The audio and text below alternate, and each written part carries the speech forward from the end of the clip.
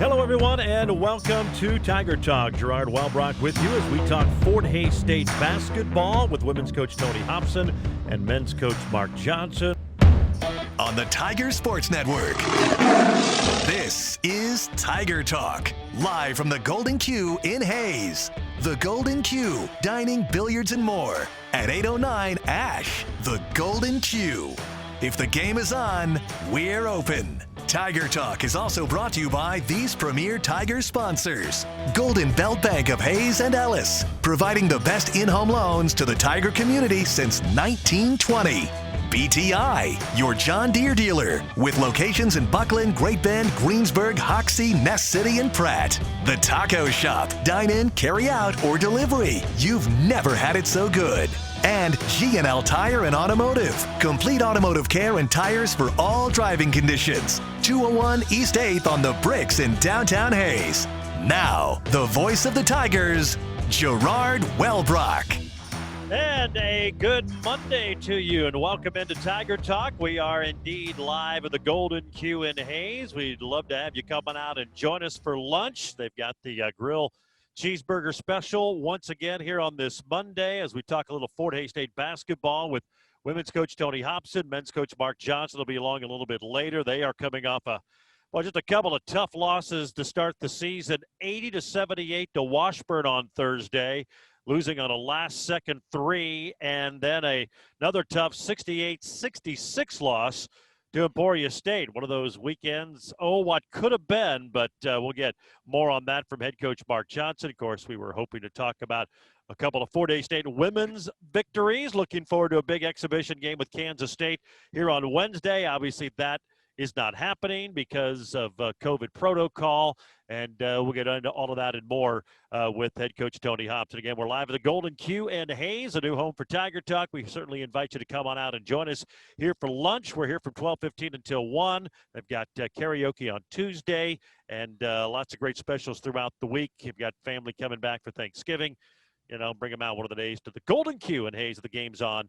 They are open. We are joined now by head women's coach Tony Hobson, and kind of an interesting week for your squad, obviously. Did not get to play because of the COVID protocol. That had to be just not only for you and your staff, but your players and everybody just disheartening when you got the word that you weren't going to be able to make the threshold and the criteria and had to postpone the games with Washburn and Emporia State.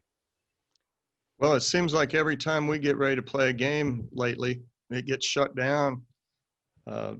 We didn't find out until Wednesday night for sure. So about less than 24 hours again, we find out for sure we're not playing Thursday or Saturday, and that we were shut down for this Wednesday. So against K-State. So, yeah, I mean, when you get, first of all, you've waited 7-8 months to play, and you've been practicing a lot of days. We've had probably more days of practice this year than normal because of the dates being moved back and no exhibitions or scrimmages. So the kids are all fired up, ready to go. They're just you can see they're just chomping at the bit, and then you get shut down, and not only just shut down, but they get basically locked up for the quarantine period.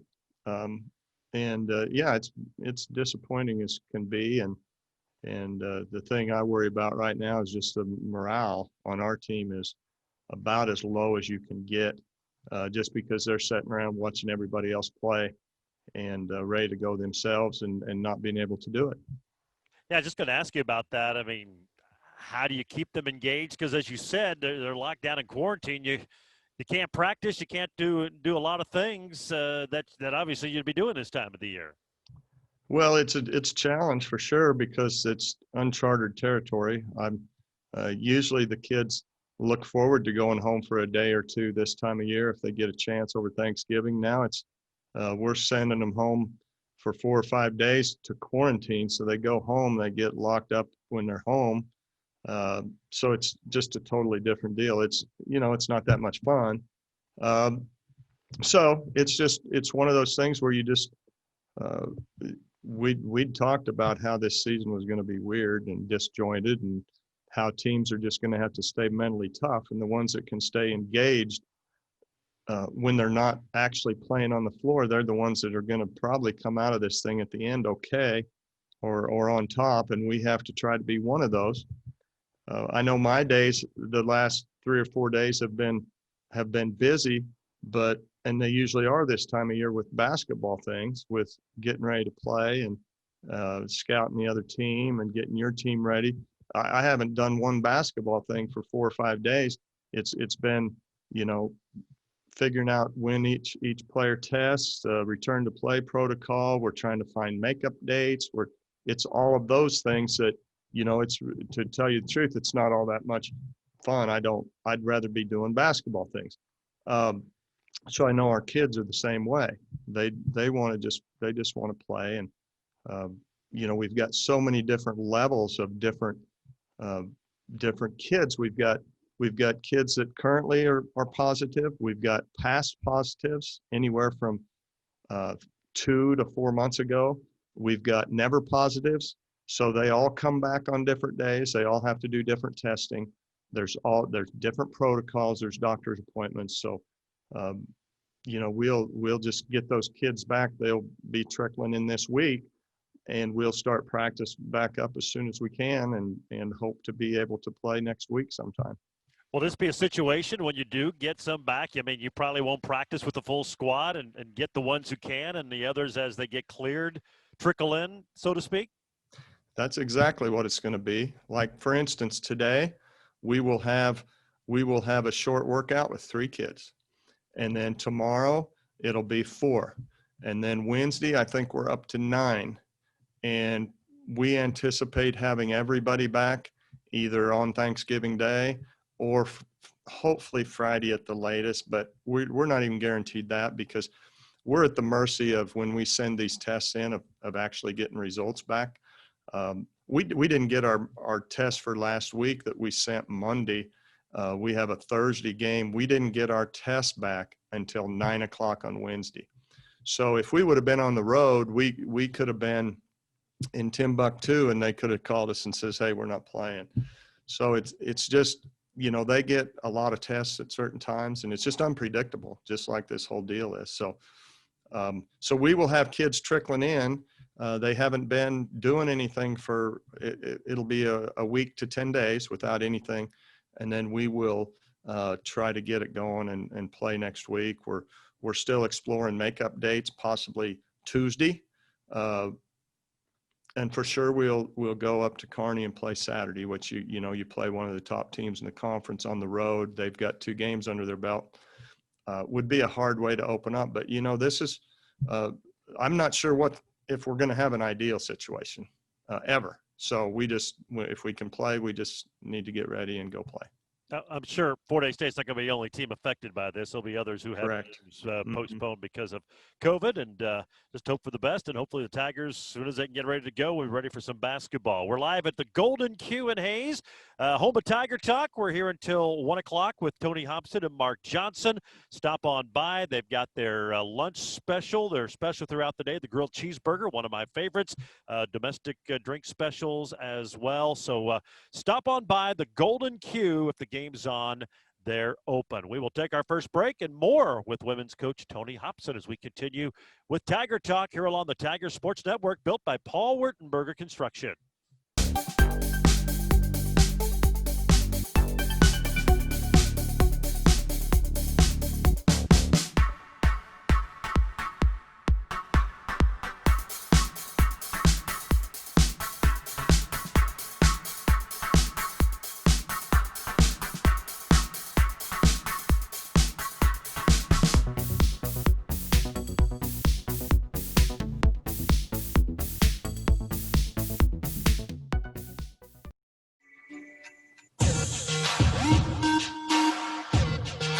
Down to 11. Rock gets a screen from Peters. Step back left wing 3. He buries it. Quentin Rock has 2 baskets. They both have been 3s. And we're tied at 46. That was some of the action for the men's game on that'd have been Thursday night against Washburn. We'll talk more about that with head coach Mark Johnson here in just a little bit. We are live at the Golden Q in Hays, where they have their grilled cheeseburger meal on special today. Domestic pints as well as single wells on special. Karaoke on Tuesday. 35 plus TVs now up and running. They've upgraded. They've got bigger TVs. So if the game's on, they're open. Monday Night Football, start of Division I KU basketball on Thanksgiving. So, yeah, you want to make your plans to head by the Golden Q if the game's on. They're open. We're joined by women's basketball coach Tony Hobson. The Tigers going through the COVID-19 protocols right now. No games over the weekend. Next scheduled action a week from this Saturday up in Kearney, but again, that could change with potential rescheduling of games. I guess we'll ask you, I'm sure you've had a chance to kind of follow along the MIAA. Any surprises? Kearney, obviously, 2 big wins over a somewhat depleted Emporia team and then beat Washburn. But, I mean, you look at the standings, Central Oklahoma, Nebraska, Kearney, Northeastern 2-0. We knew it was going to be strange, but it looks like it's going to be a wild ride this year. And even teams, I think, that are predicted to do well, maybe those that aren't predicted to do as well, probably have to throw that out the window right now. Well, I think so. I think it's always kind of unpredictable at the first of the year, but then when you jump right in without any preliminary activity as far as exhibitions or pre-conference games, I think you even get more of a wild ride, and I think that's what you're seeing. Really, there was no surprises up in Kearney, I don't think. I expected them to win both those games at home. And I watched most of them, and you know, both Kearney and Emporia are pretty solid teams, I think. Washburn graduated a bunch of seniors, so they're new primarily. Central Oklahoma's win over Pitt State was probably the confusing one for me. I mean, maybe Pitt has the margin of victory in that one. Well, I mean, and I shouldn't say this, it probably, you know, to get beat by 30, you almost have to try. That's just such a margin for a team like Pitt. It's a good team, and they have everybody back except for their 5-man. So they have, you know, they basically have 4 starters back. You would think they'd be off and running. You know, sometimes conditioning can play in. It might just be a bad matchup. I know it's a hard place to play, all those things. I was just a little surprised by the margin, maybe not by the result.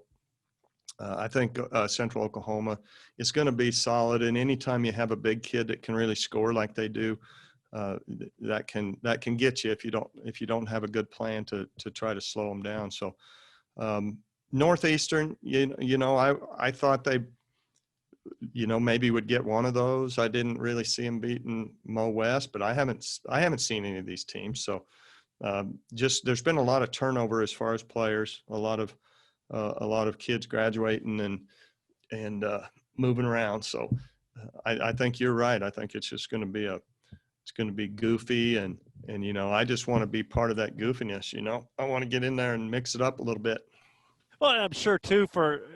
You're veterans. They're veterans. I mean, I think, you know, even with all this, they will handle it. But with so many new players, so many young players, so many players experiencing college basketball for the first time, I'm sure you were eager just to see how they were going to play. But now you throw this into it, and a delay in the start, and no practicing for a while. Even more question marks for these guys. And like anything else, I'm sure you want to get a starting point so you can build off of that.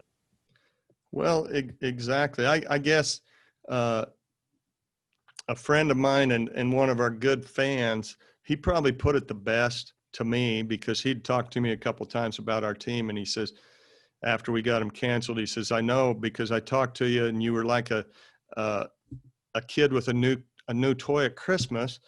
And that's kind of what it is you got this, I want to see if this works right. And, you know, if this toy is going to be one that I'm going to enjoy. And that's kind of, I want to see if my team's going to work. You know, I'm anxious about it. And that's exactly how I am right now. I think it's a good toy, you know, might just have to put some batteries in it. But it's not something I think that you have to, like, you know, get out of the package and it's going to take you a week to build. I think it's ready to go. I just want a chance to watch these kids under game circumstances and see what we got, and see how far we have to, you know, get them to get where we want to go. And So yeah, I think there's a lot of action. Our freshmen were, they were not. I don't know if they were nervous. They were just excited about playing. I don't even know if they would have been able to sleep Wednesday night. They were so ready to go, and our returners are too. I mean, after the way last season ended, they're ready to get out on the floor again. So, now it's just like you're going to just keep your fingers crossed every Monday, every Wednesday when these tests comes back, or Tuesdays. Even if it's not us, there's always other people on the other end that have to test too. So we were really, there was 2 teams that were kind of shut down the first weekend. We were one of them. And we just hope that, we've got things straightened out and we can survive the rest of the tests and that we're not canceling any games because of us. All right. Well, I guess hopefully when we talk to you next Monday, we'll be previewing at least a Kearney game, maybe more, who knows, and maybe one of those situations, and you kind of alluded to it, you may reschedule a game after playing in 2 days. You maybe not get the normal prep you would normally do for a game, but the way it's going, you have to roll with the flow, and I think everybody's going to be in this same boat at one point, but you may just be thrown into a game that you find out just a couple of days earlier that you're going to be playing. Well, if you want to play games and everybody says how bad they want to play games, we'll see if they want to make up a Tuesday game when they have a Thursday, Saturday. We'll see. I tend to think that everybody's going to want to make up those home games real quick. But does Emporia or Washburn, are they going to, be game about coming out here on a Tuesday before we go Thursday, Saturday? We're going to do it. I mean, I'm going to do that if I'm going on the road. I'm going to play games because that's just me. I'm going to compete, and I don't really care if we have a Thursday or Saturday or who it is. I'm going to put our kids out there, and we're going to go because, like you said, we don't know how many or how long or when this thing is going to come to end or whether it will or what's going to happen. So we just day to day, and we'll do the best we can. All right, sounds good. Tony, we appreciate your time. Hang in there. We know you and your team will get through this. And, again, we'll be hopefully talking about some basketball when we talk to you next week on the program. Have a happy Thanksgiving, and we'll talk to you next week back here on Tiger Talk. Okay, thanks, Gerard. There you go. That's head coach Tony Hobson of the Fort Hays State women. Again, right now their next scheduled game is a week from Saturday up at the Health and Sports Center against UNK. But stay tuned. Who knows? Maybe one of those makeup dates coming before then. We will take another break. When we come back, we'll talk men's basketball. Head coach Mark Johnson joining us. The Tigers did get in their 2 games with Emporia and Washburn. Boy, a couple of nail biters that, unfortunately for Fort Hays State, they come up on the short end of the stick. Tiger Talk is live from the Golden Q in Hays. The grilled cheeseburger meal is the special today. Domestic pints, single wells, all on special. So stop on by at the Golden Q. If the game's on, they're open. More Tiger Talk after the break on the Tigers Sports Network, built by Paul Wertenberger Construction. That was another legend on 99 KZ Country. And yes, before that, we had a brand new artist. Your home for today's stars and the legends. We play real country. I'm Teresa Trapp. Weather, news, sports, it's all here. We're on Facebook, and there is a listen live link at hayspost.com. Dial us in on your radio at 99.5 FM. KHAZ, real country. 99 KZ Country. Tiger bench. Here's Fitzdom, top of the key 3. It rattles around it good. Jared Fitzdom hits the 3. Then the Tigers lead by 1. 78-77 with 8 seconds to go. Yeah, big play from Thursday night. Thought the Tigers might have it there. Jared Fitzdom, a big 3, put them on top, but unfortunately, Jalen Lewis hits the last second 3. Fort Hays State loses to the Ichabods 80-78, and then Saturday afternoon, another nail-biter. The Tigers come up short 68-66 to the Emporia State Hornets. Welcome back to Tiger Talk. We're live at the Golden Q in Hays. A reminder, you can listen to Fort Hays State Athletics anywhere on any device. And find the audio stream on hayespost.com and on your phone through the KJLS app. Look for Mix 103.3 KJLS Hayes in the iTunes App Store or the Google Play Store, or ask your home speaker device to play Mix 103 KJLS. Joined now by head coach Mark Johnson. And other than what the women's program's going through and not being able to play, I can't think of a more kick-in-the-gut way to start the season than the 2 games you guys played. I mean, you play a game like that, you can break down so many things. If they go a different way, you get a win or could have gotten a win. But the guys battled, just 2 unfortunate finishes on Thursday and Saturday. Yeah, I mean, it's just this game is funny. All sports are funny at times. You know, the kid makes a good shot, and one team's going to be happy and one team's going to be sad. Like we said, I mean, if he misses, that was a great day, and nothing really changed except that one shot. But that's just basketball in general. But yeah, disappointing. Put ourselves in position, and then we just didn't do the things you need to do to finish. We gave up 3 threes in the last minute, 10 or 15, whatever it was, against Washburn, and really we had a breakdown. And we had 3 freshmen out there trying to close the games this weekend. It was just kind of ironic that in Washburn, each one was the one that kind of made the mistake for each 3. It wasn't the same guy, but it ended up being all of our freshmen. And in their defense, it's the same thing. Same first time they've really been through this. And, so hopefully we learn from it. We get better from it. But, yeah, I think a lot of our things – we did ourselves. We didn't get it. I mean, I tell our guys all the time, close games in the last few minutes come down basically to 3 things: get a stop, get a rebound, don't turn it over on offense. You know what I mean? And we had some critical turnovers in both those games in the last 5 minutes. If you look at for the game against Washburn, you sit there and go, man, we only had 13 total. Definitely would have taken that before the game. We only had 4 in the second half. But at least 2, maybe 3 of those 4 came in pivotal moments down the stretch. Same thing. So, I mean, we just didn't get enough stops. We didn't get enough rebounds. We turned it over too much. And that's what cost us the game. And we just got to be better and play with a little bit more sense of urgency down the stretch. You want to play hard at all times, but I think it's unrealistic to think your team's going to max out their effort and concentration for 40 straight minutes. It's probably unlikely. But, boy, it's sure got to happen in the last 3 minutes of a close game. You got to be playing as hard as you've played all night and as focused as you've played all night. And we didn't do that. And, it's funny you mentioned the turnovers. I think free throw shooting, I mean, you shot it phenomenal, like 85% for the weekend. But each game, a couple of misses down the stretch. It's not always – what percentage you shoot. I mean, you shoot at 85%, but it may be where those misses occurred in the game. But unfortunately, especially on Saturday, a couple of them came at a bad time. Yeah, you look at Jared. Jared got to the foul line. We really had nothing going. We couldn't shoot the ball. We shot the ball poorly. We were 4-20. Really what was bailing us out is Jared was getting to the foul line. And he was 13 of 17 for the game. Pretty good day at the free throw line. But like I said, 3 of those 4 came at critical points in the last 2.5 minutes of the game, and everything just gets magnified at the end of the game, whether it be on offense or defense. And that's where we got to get better and understand the importance of it and what it takes.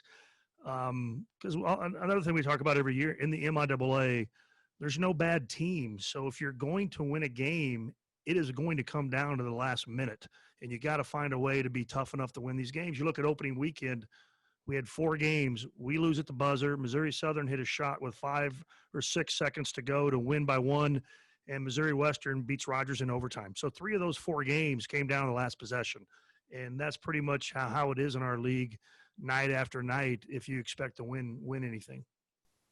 We're joined by Mark Johnson, head coach of the Fort Hays State Tigers, here on Tiger Talk. We're live at the Golden Q in Hays. We'll take a break. Back with more right here on the Tiger Sports Network, built by Paul Wertenberger Construction.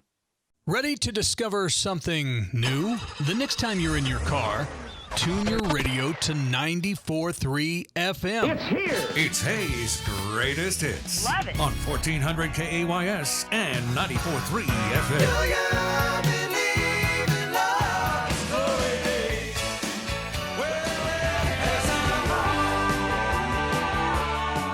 94.3 FM, KAYS. Go ahead, check us out.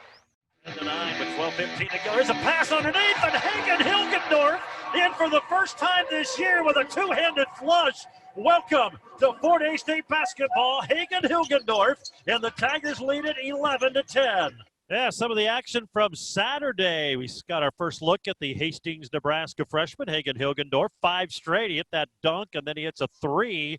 We'll talk more about him and the other freshmen as we move along. But welcome back to Tiger Talk. We're at the Golden Q in Hayes. Coaches, unfortunately, remote again because of COVID protocols. But glad to have Mark Johnson with us as we talk Tiger basketball. Fort Hays State, a couple of tough losses.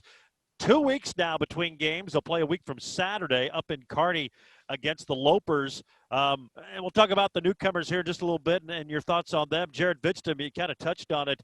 I mean, you look at the numbers. He had a good week. I think, 17 and 9, and then 20 and 10, a double-double on Saturday. But he didn't shoot it particularly well, and he didn't get a lot of shots. It took him a while to get into those games, but he had finished strong. I think he scored the last 10 Thursday, and he had a stretch of 15 straight against Emporia Saturday. But obviously getting him more involved early on, and I know some of it's probably how he's being defended.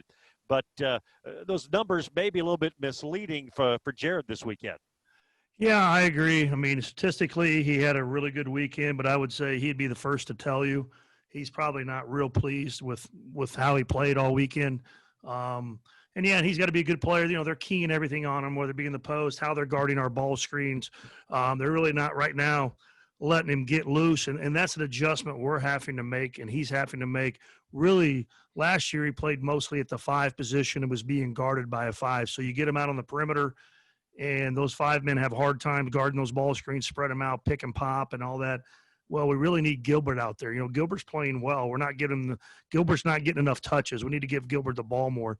But so now he's getting slid down to the 4. So those pick and pop opportunities and how he scored last year aren't as easily available as a year ago. So we got to, late in those games, just get him more in the post against a 4-man. I think that's his advantage right now is, post a 4-man than necessarily a lot of ball screen action. So he's trying to figure it out. We're trying to figure it out. That's our problem with our team. You look at Hagen a little bit too. Really at the end of the day, Hagen, Gilbert, and Jared are all more suited for 5s, even though Hagen and Jared shoot the ball well, but they're all more suited to guard a 5-man. And that's again hurting Hagen getting more playing time because Hagen can help us offensively, but it's kind of hard to have 3 of your top 8 in your rotation that really are suited to guard a 5. And that's kind of the things that as a coaching staff, we're trying to figure out the best way to move forward and give us the best chance to win. You mentioned Gilbert. I thought he played well. I thought a key point of the game Saturday, he just backed the Hornet guy down, gets a basket, and you could kind of sense, okay, he had to have a big game, and then he comes on help defense and picks up a foul. I guess it's one of those situations, still a young player, understanding the 2 points aren't going to hurt you as much as picking up. Yeah, I mean, he got 2 fouls, I think, with 16 minutes to go in the half, and it's kind of that catch-20. You got to take him out at that moment, and now you look up, well, maybe you get him back in because it's hard to sit the whole game and get you mentally back to second half. But then it's that thing. It's like, well, we're right there. They haven't separated from us. It's a close game. He's just sat about 8 to 10 minutes. That question is, you put him back in just to keep him mentally, for a 3-minute stretch, and he gets his 3rd foul, and you're just like, why did I do that? So that's a little bit, and especially his position. That position, you cannot foul, and a ref may call a foul. You know what I mean? On the perimeter, it's a little bit easier because but those guys can back you in when they catch the ball, put pressure on the official, and you can do everything in your power to avoid that foul, and you still might get that 3rd foul.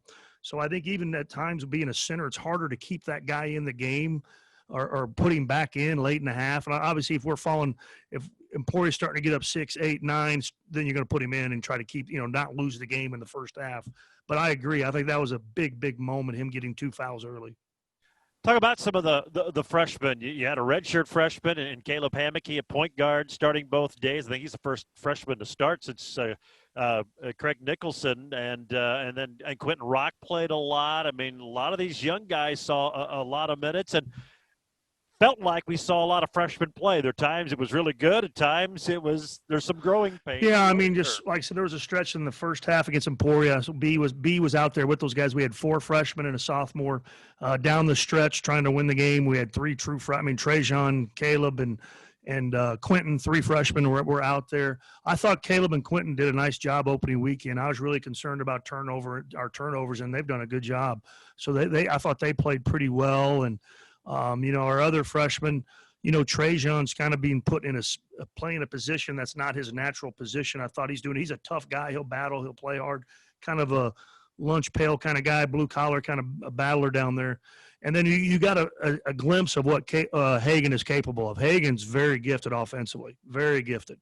And probably you could make a strong argument the most talented freshman on our team isn't even suited up in Elijah Nanabu. So I think if they stick with it and continue to work hard, good things are going to happen. But like we've talked in practice this week after our losses is who cares? No one cares. Let's go win now. I mean, that's all fine and dandy what we do 2 years from now or a year from now.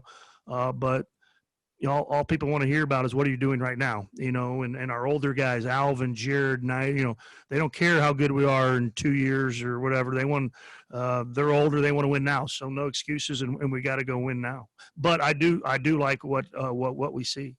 And the tough loss against Washburn, it didn't feel like there was any residual or hangover effect going into the game on Saturday. They seemed to handle it all in stride and came ready to play and play to the best of their ability. Yeah, I don't think we really let that I don't think there was really a hangover from that game, and that's why. I mean, Emporia is better than they were last year if they stay healthy. That's a big part of it, staying healthy. They're going to finish better than they were predicted. I don't know if they're, a top 3 or 4 team. I think Washburn definitely is, but they're going to finish somewhere. They'll be surprised if they weren't real close or definitely in the conference tournament, finishing the top 8. So, but we just got to do a better job of finishing games on both ends of the floor. We got to guard better. We got to be tougher. We got to make better decisions. You can't have breakdowns. We had too many breakdowns late in the game. They set 2 guard to guard ball screens that we didn't switch. You know what I mean? And one time it was a 3-point game. They shot it up and we didn't box out and give proper effort to go get that rebound. If we go, I think the Van Dyke kid tipped it away and then passed it to McGuire. So we should have had the ball 3-point lead with 1:45 to go. You probably win the game. Instead, it's a 1-point game. Just things like that. We got to do better. Yeah, and that set off a series of some unfortunate breaks that did not go your way that, you can go back and be upset about. But the bottom line, you secure that rebound, you feel good about having a chance to win that game on Saturday. Oh, sure. Like I said, 3 points in the ball, and then you throw in our free throws, probably should have been a 5-point lead in the ball. There's just so many things that occur. We all look at the last shot of the game, make or miss, and think that's the game. That's the possession that either won you the game or lost you the game. And really, there's so many things that happened before that, or that you could have changed that outcome 3 or 4 possessions ago. And we're just not doing those things. We, instead of being at a tie game, a 1-point game, a 2-point game, I felt like both games we should have had a 4 or 5-point lead in the last 30 seconds, and then you probably hang on and win instead of the last possession losing. Well, Tigers will get some time to work on things now. They don't play again until a week from Saturday up in Kearney against the Lopers. We'll take a little sneak preview look. We'll do more of that next week, but we'll be back one final segment here with Mark Johnson. We're live at the Golden Q in Hayes. The grilled cheeseburger meal on special, domestic pints, single wells, all on special. Karaoke tomorrow night. And, of course, 35 TVs. They've upgraded bigger TVs throughout the Golden Q. So stop on by. That's why they say if the game's on, they're open. We'll take our final break and be back with more. This is Tiger Talk on the Tigers Sports Network, built by Paul Wertenberger Construction. Fact: 8th Street Liquor is where good times start. Next fact: 8th Street Liquor has the best selection and prices on beer, liquor, and wine. Okay, I don't want to bore you with all the facts, but the fact of the matter is, you just can't get better than 8th Street Liquor.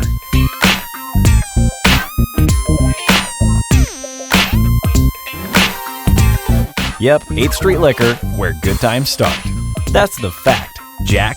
Oh yes, they have plenty of Jack too.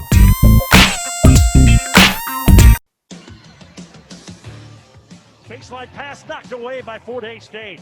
Alvin Thompson stole it. Here they come. Quentin Rock driving left wing, spins underneath, plays to Bitston. Jared in traffic, scores. He's fouled. And a chance for a three-point play. Yeah, more of the action from Saturday. A big three-point play there for Jared Bitston. Unfortunately, the Tigers come up short by 2 to Emporia State. Now, 2 weeks from game to game. The next action a week from Saturday up in Kearney against the Lopers of Nebraska. Kearney, we'll delve more into that when we talk with Coach next week here on the program. Any surprises? I mean, you look at the conference standings. The Hornets are 2-0. Missouri Southern got a couple of wins. Washburn, maybe no big surprise there. But I'm sure it's a little hard to tell early on just because it's such a goofy year. But any big surprises with what you saw in the opening weekend of conference play? Oh, I think Central Oklahoma was pretty good. Are going to be much improved. And Pitt went down there and got them, fairly. I don't know if it was easy, but I mean they won. I mean I think Pitt is a much improved team. Obviously, Rogers State is 0-2 and lost 2 home games, but I feel like Missouri Western and Northwest might be 2 of the top. We already know about Northwest. It wouldn't shock me if Missouri Western isn't the second best team in the league, and I don't know what's wrong, if it was COVID or injury, but they're one of the Rogers returning guards, the Jet Sternberger kid, didn't play, so I'm sure that affected him. You look at Kearney, went 0-2, but they had 3 starters out this weekend because of COVID. So I mean, when we play them, they're going to be a much different team than what played Emporia and Washburn, and I think that's going to happen this year. We say it every year. It's not literally who you play, it's when you play. But that's probably takes on even more significant meaning this year with all the unknowns game to game.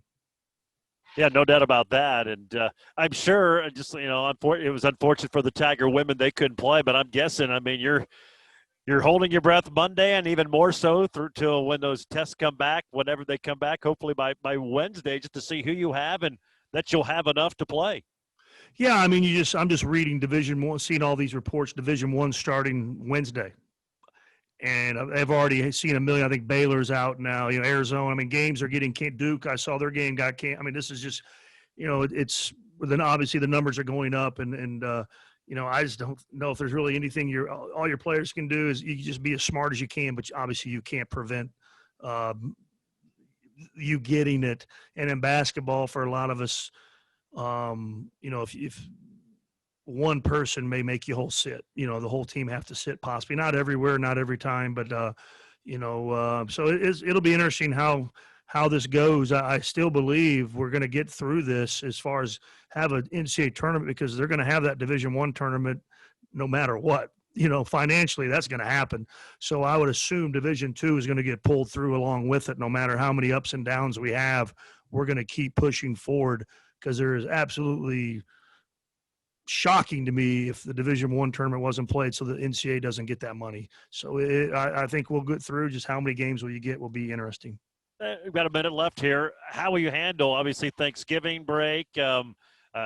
Encourage your guys all to stay close to school here so you can work on. I mean, it's such a hard decision. If we were playing this week, it would be an extremely easy decision. But here you are. We have 2 weeks off. And it's almost, to tell them they can't go home and need to stay here as much as we want to play. I just don't know if that's the right thing to do. Family, they don't get to see family very often. This is one of the moments they get to. And then it's also a financial burden too. We're not a high major Division I. If you keep them here every day, you got to pay for every meal and do this and that. So there's a lot of factors that come in. So it's a difficult decision. But we're going to let our guys, if they want to go home, but just for basically 48 hours, and tell them, be as smart as you can and try to make the best decisions and don't put yourself in an at-risk. Again, we realize you can't 100% prevent it, but don't put yourself in a high-risk situations, and we'll just come back and hope for the best. I think that's all any of us can do. All right, Mark. Well, we appreciate your time. Stay safe. We'll talk to you next Monday.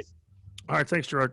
That's Mark Johnson, coach of the Tigers, and that's going to wrap it up for Tiger Talk. We're brought to you by the Taco Shop, Golden Bell Bank of Hayes and Ellis, BTI, G&L Tire and Automotive, and, of course, the Golden Q.